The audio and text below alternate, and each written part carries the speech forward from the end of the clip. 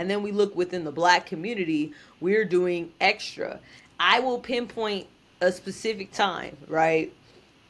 And all I'm going to say is Love and Hip Hop. I'm going to say two things. Two things. We lost 106 in Park, and then we got Love and Hip Hop. Like, let's think about that time, right? Let's think about the time where we lost 106 in Park. When we lost 106 in Park, 106 in Park was a positive thing, right, for the youth. Our black youth used to watch 106 in Park because they would see people who were talented or movie stars, even sometimes politicians would slide through on 106 in Park, right?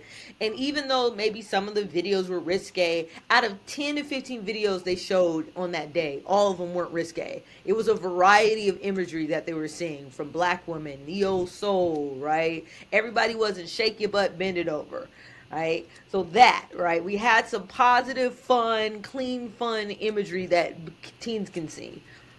We lost that and we replaced it with Love and Hip Hop. But that's I two just let me different finish my point. I'm channels. gonna pass it off. I Okay. promise you, I'll pass it off. All right, we got Love and Hip Hop. What did Love and Hip Hop first start showing us? That the crazier you were, right, Hmm. the more popular you were going to be. And then we started seeing it. It was first just on reality TV, and then we started seeing people be commercially successful from Love and Hip Hop. Right? We started seeing people get record deals. They started doing tours off of Love and Hip Hop.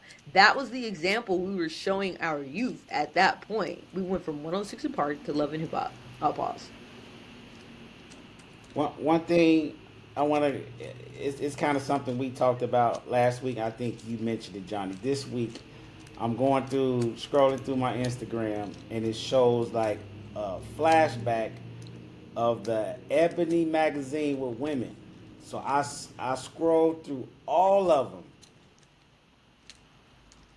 Was that really positive? Like, with I women didn't just say in all of it bikinis? was.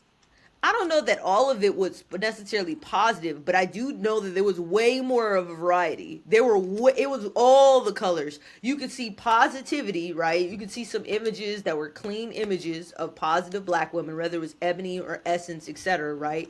And then you still had your come get me's, right? That was in the mix, Uh, right? That was our little mhm. Kims and like all of that, which is fine, right? But there was more of a variety of colors. And right now there's just one color, which is bend it over, bust it over, right? There's the drug dealer, and then there's the person who's doing stunts or whatever to become popular. That's what media shows you right now for the kids. It's like those three things. And so I'm just like, Right. we lack that variety. Or do you Well, guys disagree? I think when you ask the question, first of all, I don't know if it was Love and Hip Hop. I think it was Flavor of Love first, and then Love and Hip It Hop. might have been Flavor of Love first. Like that. Okay. Anyway, the debauchery on Flavor of Love.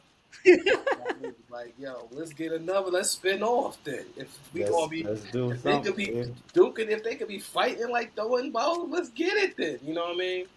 Okay. And then all that. But as far as you saying was the cup that those women in the essence or the ebony, was it positive?